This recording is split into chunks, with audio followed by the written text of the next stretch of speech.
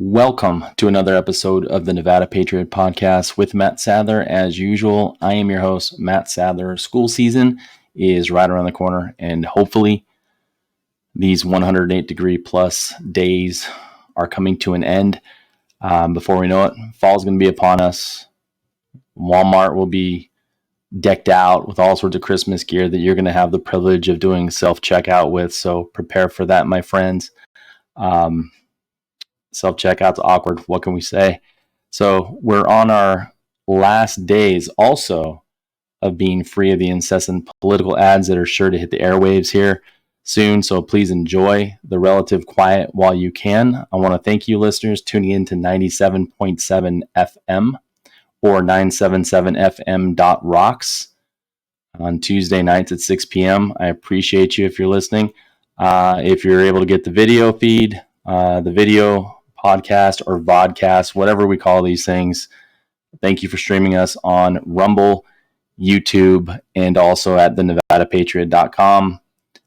Warning to you parents out there, if your kids are streaming the Nevada Patriot Podcast with Matt Sadler, which I don't know why they would, but if they're streaming other videos, like my son and I were kind of watching some very G-rated music videos, some Christian music videos, and I can tell you the commercials that they're running on some of these programs, on some of these wholesome videos, it's pretty repugnant. You'd have to think that they have some malevolent intent with some of the adult content type commercials they're implanting within some of these videos. So please be on the lookout for that. So I highly encourage you, if you can tune in this program or really any other ones that you can on the Rumble platform, please do so. Please begin a slow migration from YouTube. Not even sure how long YouTube would allow programs like this on its platform. So I know that's in my future, is to kind of cut the cord with YouTube. Unfortunately, once they had us all locked in this big web, much like with Facebook, much like with Twitter in the pre-Elon days, once they had this base of people that were already on the hook and already used to it, they begin tightening that noose a little bit. They end up just really being able to run roughshod over all of us, conservatives especially, and dare I say, just common sense Americans like you listeners, like you viewers. So enough of that rambling. Crux of the story: disengage from YouTube if you can. Migrate over to Rumble. If you haven't already liked this video or subscribed to the channel on Rumble, please do so. I know it's very specialized, very local to Pahrump, Southern Nevada, and still parts of Las Vegas. Some of the content will definitely relate to folks in Las Vegas as well. So today on the show, what we're going to concentrate on talking about our several issues. We're going through some issues having to do at the county level with millions of dollars in ARPA funding that we have access to. These are basically grants that the government here in Nye County is going to be at liberty to using almost in any way they deem appropriate. And I'll definitely weigh in on what I believe to be appropriate funding for this grant money.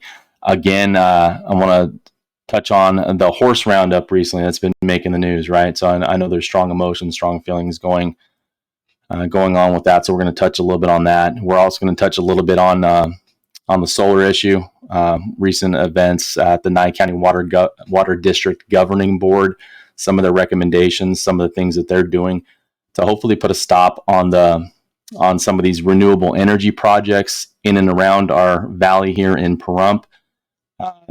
Their angle obviously is going to be water conservation, although you can pick your poison with all the bad things that come within the territory of solar projects and renewable energy projects. There's plenty out there. The last topic we'll touch on is going to be VEA accountability. So the Valley Electric Association accountability issue. What we are at the show here and through our Grassroots Conservatives of Nevada group kind of coming to a meeting of the mind, so to speak, that we are definitely due for a forensic audit of the VEA expenditures, pretty much the entire operation. So Right now, you might have seen it through social media or other platforms that there is a forensic audit petition going around. And from my understanding, a certain percentage of the actual VEA membership must sign off on this. I've heard it's either 10% or 15%. I think the 15% figure might be the most accurate. So that's going to require somewhere north, I think, of about 3,500 signatures on that petition. If you haven't already signed it, there is a version that is completely online. You're going to need your name, your membership number, and you fill out the online petition.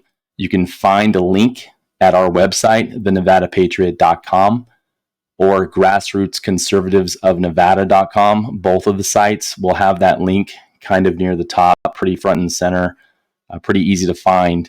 There's also a version of that you can download, that you can print out, and you can sign on, and maybe even go door to door if you have neighbors in your community where you want, to knock on doors or just ask people that if they'll sign it. Please, everybody, just sign once. We don't want to do what the other side does and vote and sign things redundantly. So those are the topics that we're going to talk about here. So first and foremost, we're going to start off with the $12 million that's basically set aside through the American Recovery Plan, ARPA, as it's kind of known as, American Rescue Plan, not Recovery Plan, American Rescue Plan. So $12 million is basically being allocated for Nye County. And I know through recent county commission activity, through the recent meeting, it's been discussed that they want to kind of set up perhaps a workshop, get public input on where we think some of that money should go. It doesn't have to be earmarked necessarily in any one direction. It cannot be used for lobbying. I'm getting some of this information because I read some articles recently, most recently from the Pahrump Valley Times is where I'm getting some of this information. So the public is going to be asked here soon to kind of put their 2 cents in with that. My feeling is we need to get our house in order here in Nye County. We need to get our budget in order. If there's problems that are looming, like in your household finances, or something that could be happening in the future that you have to kind of prepare for and buttress yourself for, you have to do that with your own expenses. You have to do that with your own family budget. Our local government shouldn't do any different. They should actually be focused on these issues that we have. One of the issues we have being one of the, I think in the contiguous United States, we're either number 2 or number 3 as far as the size, how big our county is, like the biggest county in the top 3 at least, right, in the United States of America, not counting Alaska, because Alaska, I believe, has several counties easily that are bigger than anyone in the continent or in the contiguous United States. So not counting Alaska, we have one of the largest counties surface area wise.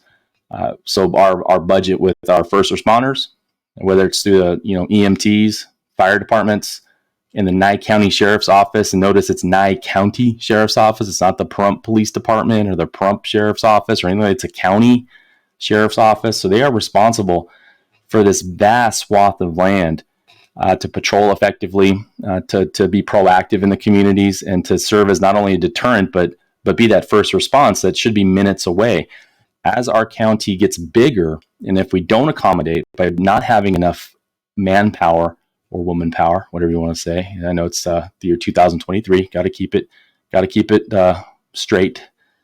If we don't have that proper staffing, when seconds count and it's already taken, 6 to 10 minutes at best for sometimes a response, in your house, your loved one's having a heart attack, someone is breaking into your house, whatever the case might be, where you need emergency response.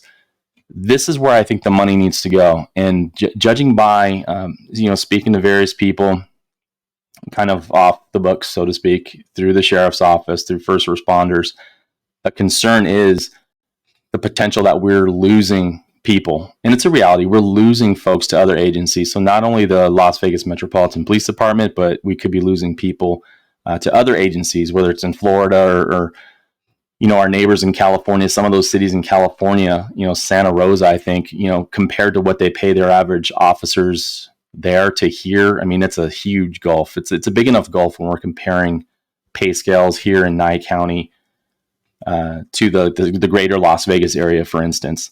Now, I'm not saying that that we have to be on par, that we have to have our folks making exactly the same amount of money as, say, a Henderson police officer or, Metropolitan police officer.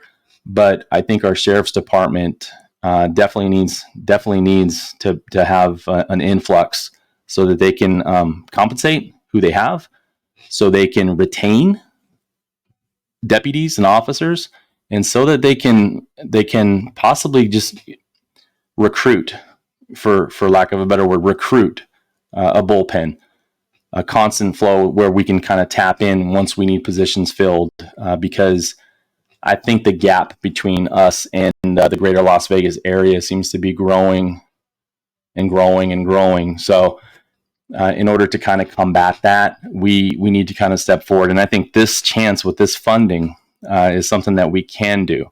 Now, that doesn't mean we have to bump everybody's salaries up, 30% or whatever it might take to get more on pace with the Metropolitan Police Department. But using some of this funding as ways to incentivize,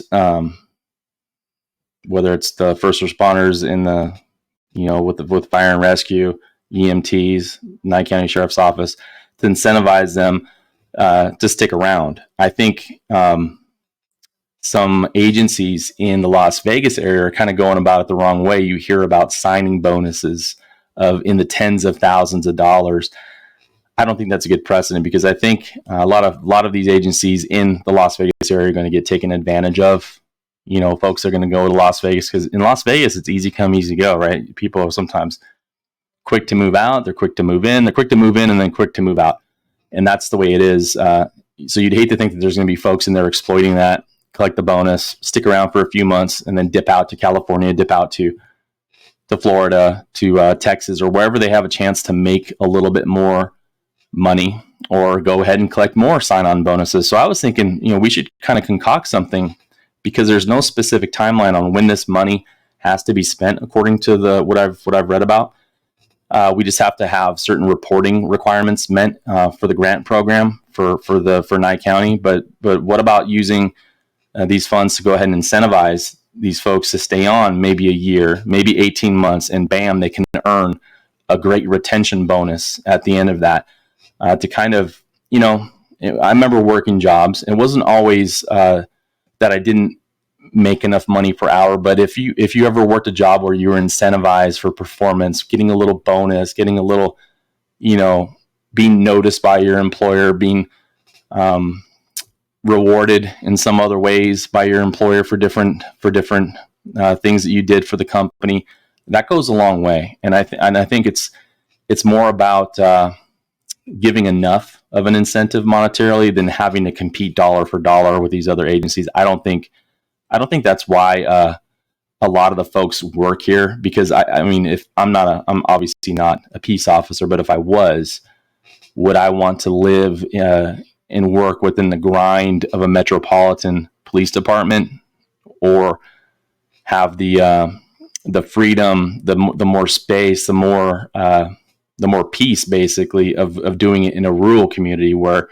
I could get to know the citizens more, versus just, hundreds of thousands of people and kind of just being another little cog in that huge machine. Out here, you get a chance to, when you're investigating, when you're doing your police work, you have a more hands-on, well-rounded experience. And I've gotten a few of the very experienced deputies and officers that I know out here in Nye County that have told me that that's why it's so tempting sometimes to go to another agency, because these other agencies, whether it's Las Vegas or elsewhere, they look at the experience that some of our personnel have here in Nye County, and they're astounded because of how well-rounded some of our training and some of the experiences that our deputies have, our sergeants or lieutenants. I mean, they have a wealth of expertise and knowledge after just working in our agency for a few years, versus someone who might spend 10, 15, 20 years in the Las Vegas Metropolitan Police Department. So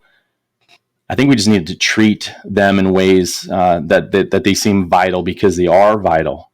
And I think the county commissioners need to really take a look at some of the proposals, or at least the sentiment that Sheriff Joe McGill is putting forward, that he spoke on at one of the recent county commission meetings. I think they really need to give some deeper thought to that, and not close the door, and just really consider this new funding possibility as something that can help them. I know sometimes we see money kind of come our way, and this will be the same if you're say you win a jackpot at a casino or something, and you look at it like, oh, this is free money. We could do something so great with it. It's not very exciting to go ahead and prepay your mortgage or your rent for like 5 or 6 months based upon your jackpot. But I think our officials at the county level need to consider operating like that versus, putting money toward projects and infrastructure for, say, a tiny home community or something else that they might be thinking of, new arenas, just whatever they might be thinking of. I think if we just pay attention to our infrastructure, whether it's helping with our roads and especially with our first responders, those are really that's 1A and 1B, and you can put it in whatever order you want. Infrastructure and our public safety, paramount, super important. So just wanted to elaborate a bit on that. Next thing I guess we're going to talk about is going to be the recent horse roundup. So my feeling is, so oftentimes the BLM, the Bureau of Land Management, kind of oversteps its bounds. So often when when you're brought up, say in the public school system, or you're brought up, in the state of Nevada, for instance, and I say this particular to the state of Nevada because so much of our land, our public land, is managed by the Bureau of Land Management. And the misnomer has always been, the federal government owns 70 some odd percent of Nevada. The federal government does this. Well, that's simply not true. The fact that they are designated to manage extensive swaths of our public lands does not mean that the federal government owns the land that's in the borders of Nevada. There's certain areas where they have exclusivity. They have, more rights to. Obviously, at the federal level, you're talking about the test site, different places like that. The Hoover Dam area, different places like that. Those are unique situations. But if you're talking about just the desert area in and around the Pahrump Valley area, they do not own that land. And oftentimes I think the BLM employees are overstepping their bounds. And it is sad to say that, many folks in our community, maybe they are too interactive with the wild horses. Maybe they are doing unwise things. Maybe they're letting them come up and, they're feeding them. They're interacting with them too much. They're causing the horses to kind of, get a little bit too comfortable in areas where they really shouldn't be as wild animals. We should have a healthy respect for them. But, nevertheless, I don't believe that the BLM should be able to unilaterally go ahead and initiate these roundups. So I would really implore our officials, our county officials, whoever, to go ahead and do what they can, whether this is the sheriff's office, the county commissioners, to really get ahead of this and exert as much authority as they can to stop this from happening. These horses are being injured. They've been separated from their, the young horses separated from their families, herds disrupted, animals injured. It's not a healthy recipe. And I think in this community, I can say with absolute confidence that one of the top, animal loving, nature stewarding, groups of individuals that could be in any geographic location. So I just want to keep that out there in the public discourse. Just get involved, get knowledge on the situation. If you don't already have some of it, you can look at the different Facebook groups, the posts. There's articles written recently in the Pahrump Valley Times. If you go online, just read a little bit about the public court, the public lands people, the BLM, and the horse roundups. Just get acquainted with it, because it's a reality that we're going to be dealing with. Moving on now to some water issues. So the Nye County Water District Governing Board has recently proposed that they send a letter out to the state water engineer saying that our intent in Nye County and our wish in Nye County is that we do not offer any water from Basin 162, which is our main and only real source of water here in our community. That we don't want any of this water to be diverted and used for solar projects, whether it's the installation process, which, with all the projects planned, you're talking thousands of acre feet of water used per year, and then hundreds of acre feet of water used per year to maintain. And that's kind of like a moderate estimation based upon some of the facts and figures that are out there. But you could pretty much safely say that if these projects come to fruition, thousands of acre feet of water to install, and then hundreds of acre feet of water to maintain. Now, I know there's always going to be doubts as to how much water we have in our basin, how much water we have, our recharge rate, on how fast we're keeping up with our usage. Some houses that could be coming online that are already kind of permitted or are in some kind of planning phase. We have to take that into consideration, that these homes are going to be possibly built in the future, and you're talking new consumers of more water in our basin. And up until recently, we haven't exactly had the wettest of rain seasons out here in Nye County, or Vegas for that matter. I know Lake Mead in the Vegas area there, south of there, is tending to get a little bit raised. I think it's like 13 feet higher than it had been, which is a good start. Got a long way to go, but that's progress, right? So, but what I'm saying is, why risk it? Because basically, if you can't eat and you can't drink water, towns die over that. Cities die over that. Counties can go belly up because of that. And it's something that you don't want to entertain out here just so that we can help California or some other entity get energy from what we do on our lands here. And now the BLM can come and make it seem as if, no, these aren't your lands. If we get these projects on these lands, we lease the land, or they lease the land from us, and it's really federal government land. No, it's really Nevada land, and being used for purposes that don't benefit Nevadans. And that's terrible. That's not good. So kudos, Nye County Water District Governing Board, for making that recommendation. And county commissioners, please keep up that pressure. Keep that line in the sand that you do not support these solar projects. And for that matter, I guess I'll lump renewable energy projects in general in that as well, because if you're talking about wind farms or solar farms, there's equal negative aspects to both of those. I know we've gotten into that on prior shows, but in my opinion and in common sense, extracting these materials from the ground or importing them from countries that hate us doesn't make sense, because it's a dirty process getting these metals, these minerals out of the earth to construct these things. The batteries, for instance, in the solar panels are possibly very toxic, very hazardous.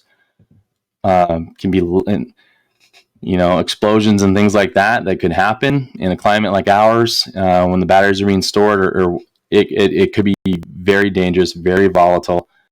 And I don't think the risk. I think the risk far outweighs the reward, especially when we by all measures, we do not gain any advantage when these projects are in our backyard, for lack of a better word, because it really is. Because these projects, if really they all came to fruition, you could walk out into your backyard, walk out into your front yard or your side yard, and you're going to see these ugly metal monstrosities out there radiating heat, blasting you with a reflection, making the ground hotter, killing wildlife, being basically toxic. You're going to have 20, 30 years from now, we're going to have solar farm, wind farm graveyards out there, and these companies that are going to go make their money while it's hot and then just dip out and leave us holding the bag. And it's not worth it. It's not wise. This rebellion against fossil fuels is silly. It's going to cause everything to become more expensive, as if we're not paying enough money already. So I'm happy that the governing board, the Nye County Water District Governing Board and the county commissioners up until now have at least vocalized that they do not support this. I would go so far as to say, in the future, county commissioners, any talks, any meetings at the table, I say don't meet it at all. Don't hear them out. Don't listen to it. Hold fast, hold firm, and just take a pass. Take a pass on it all. I don't think any of it is going to benefit us here in Nye County. And finally, what we're going to talk about before we call it quits on the show today is going to be the forensic audit of the VEA that's being circulated right now. I highly recommend it. And here's the thing.